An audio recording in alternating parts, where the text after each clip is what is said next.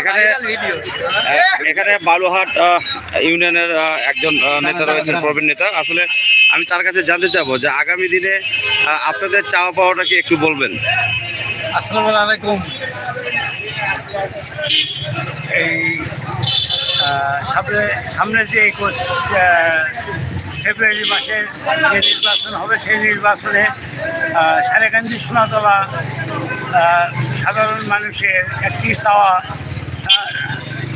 খেলাধুলা থানা বিএনপি সভাপতি আসনুল তৈয়ব জাকির তাকে নমিনেশন দিলে এই আসনে জয়যুক্ত হবে এবং অন্য কাউকে যদি দেয় এই আসন থেকে হারানোর সম্ভাবনা বেশি।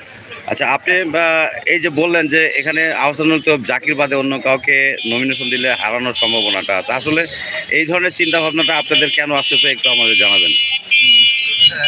আপনার 17 বছর আগে থেকেই এই সোনাতলা সারেকান্দি হাল ধরছে আমাদের আফসান